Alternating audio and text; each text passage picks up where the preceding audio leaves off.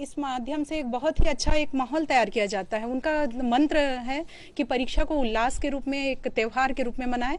जिस प्रकार हम सारे त्योहार पूरा परिवार एकजुट होकर बनाते हैं और त्योहार में हमारा सर्वश्रेष्ठ बाहर निकल कर आता है, तो उसी प्रकार परीक्षा को भी विद्यार्थी एक उल्लास के रूप में यदि मनाता है तो उसका सर्वश्रेष्ठ बाहर निकल कर आएगा। उनका कहना है कि आप तनाव मत लीजिए, चिंताग्रस्त मत रहिए। उनका एक मंत्र है कि एग्जाम वॉरियर्स बनिए, वॉरियर्स नहीं, मतलब चिंता करने वाला नहीं, आपको एक सैनिक या योद्धा की तरह मतलब चुनौतियों का डटकर मुकाबला करना है।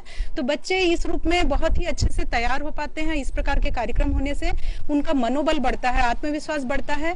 परीक्षा को लेकर जो तनाव या चिंता होती है उससे, जैसे वो कहते हैं कि हंसते हुए जाइए और मुस्कुराते हुए आइए, ये कितनी अच्छी बात है, क्योंकि हम अगर मुस्कुराते हैं तो हमारा मस्तिष्क या दिमाग सहज हो जाता है और इससे जो पढ़ा हुआ है वो अच्छे से याद आ जाता है। यदि हम तनावग्रस्त होते हैं तो परीक्षा हाल में पढ़ा हुआ चीज भी भूल जाते हैं, अच्छे से लिख नहीं पाते। कई बार आप महसूस किए होंगे कि कभी कभी कोई प्रश्न का उत्तर हम अच्छे से याद करके गए हैं, लेकिन परीक्षा हाल में चिंता की वजह से या तनाव की वजह से वो याद नहीं आता, लेकिन जैसे ही हम कॉपी जमा करके बाहर आते हैं वो याद आ जाता है। तो ये उनका कहना है कि रिलैक्स होइए। ये बात हम बच्चों को बार बार बताते हैं। प्रधान पाठिका सुश्री चतुर्वेदी ने यह भी कहा कि बच्चे परीक्षा का तनाव ना लें, बल्कि पढ़ाई के जरिए कुछ नया सीखें। वर्तमान की तैयारियों की है, जीवन की नहीं है।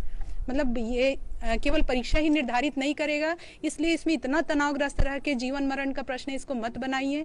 बहुत सारी ऐसी घटनाएं घट जाती है जो हमको सोचने को मजबूर कर देती है कि बच्चों को अंकों के पीछे नहीं भागना है, ज्ञान अर्जित करना है, ज्ञान को महत्व देना है, सीखने को महत्व देना है। तो इस प्रकार इस तरह के जो कार्यक्रम चलते हैं वो अत्यंत लाभदायी है हमारे समाज के लिए।